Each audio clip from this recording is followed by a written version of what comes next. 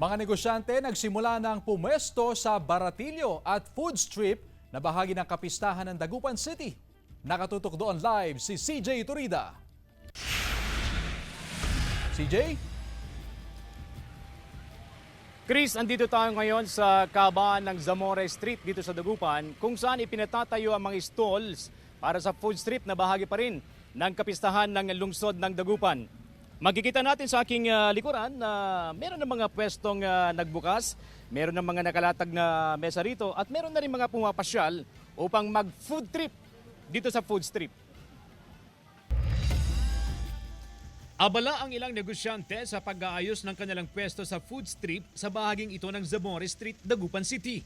Ngayon ang umpisa ng food strip na bahagi ng kapistahan ng lungsod. Pero kapansin-pansin na kakaunti pa lang ang mga nakapagpatayo ng stall.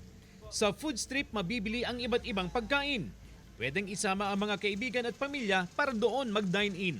O gabi-gabi nag-open po hanggang alas 8 hanggang alas 12 po. Sa bahaging Galvan Street naman, may mga pumupwesto na rin na baratilyo. Tulad ni Manong Rudy na 7 taon nang sumasali sa baratilyo sa Dagupan. Dito mabibili ang mga murang gamit tulad ng mga accessories. Ang hikaw, mabibili sa 35 pesos. 150 hanggang 180 pesos ang kwintas. Bracelet, 250 pesos. At marami pang iba.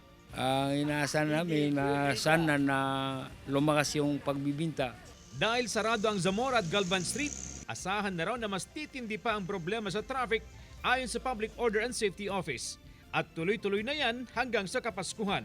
I-increase tayo ng another 30% ng pag-volume kasi sa mga bisita na darating ho dito.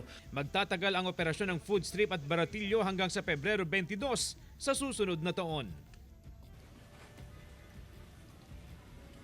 Chris, sa mga oras na ito, kapansin-pansin yung mga sasakyan pa rin na dumadaan dito sa Zamora Street dito sa lungsod ng Dagupan. Pero ayon sa Public Order and Safety Office o POSO, sa mga susunod na araw, pagpatak pa lang ng alas 4 ng hapon, ay isasara na ang kalsadang ito. Ibig sabihin, lahat ng sasakyan na biyaheng Bunuan at Eastern Barangays ng Dagupan City ay hindi na pwedeng dumaan dito, kundi dadaan na sila sa Burgos Street.